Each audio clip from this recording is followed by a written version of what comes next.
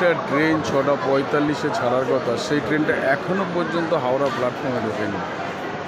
এখন বাজে আপনার 11:30, এখনও পর্যন্ত ঢোকেনি। তাহলে এই রেলের দুরবস্থা। ইনকোয়ারিতে জিজ্ঞেস করলে ইনকোয়ারির থেকে বলছে যে গাড়ি এখনও পরিষ্কার পরিচ্ছন্ন হয়নি, তার জন্য কোনো গাড়ি দিতে পারছে না।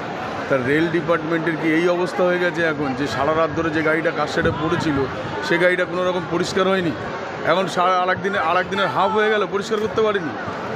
এত রেলের স্টাফ, এত কিছু, এত সব কিছু নিয়ে, এত ঢাকঢোল পিটিয়ে কত কিছু উদ্বোধন, দুদিন অন্তর অন্তর উদ্বোধন হয়, তত দুদিন অন্তর অন্তর এত কিছু হয়। তাই এই দুরবস্থা রেলে। এই বাচ্চাগুলোকে নিয়ে দেখুন, এই বাচ্চাগুলোরে নিয়ে, একটা হ্যান্ডিক্যাপ ছেলে, ওই একটা ছোট্ট শিশু, দেখুন এইগুলো বাচ্চাগুলোরে নিয়ে কনস্ট্যান্ট এখানে এইভাবে বসে। আমি শুধু না, আরও অনেক পরিবারের লোক এসছে, দেখুন তারা সব ওই একই অবস্থা নিয়ে বসে আছে।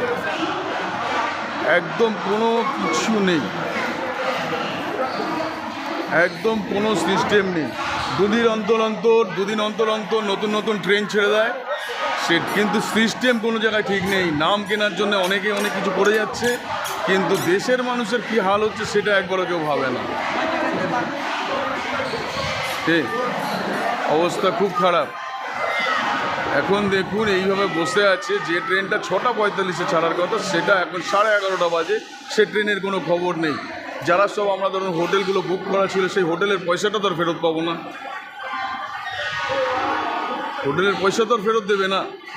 এইবার বলুন, রেল ডিপার্টমেন্ট কি এই পয়সা কি ফেরত দেবে আমাদের? এই যে হ্যারেসমেন্ট হলো এই বাচ্চাগুলোকে নিয়ে এইভাবে যে বসে আছি আমরা, এর পয়সা কি রেল ডিপার্টমেন্ট দেবে, না এই কষ্টটা রেল ডিপার্টমেন্ট নেবে? আপনাদের উপরে ছেড়ে দিলাম, আপনারা সবাই একে নিয়ে একটু জানাবেন।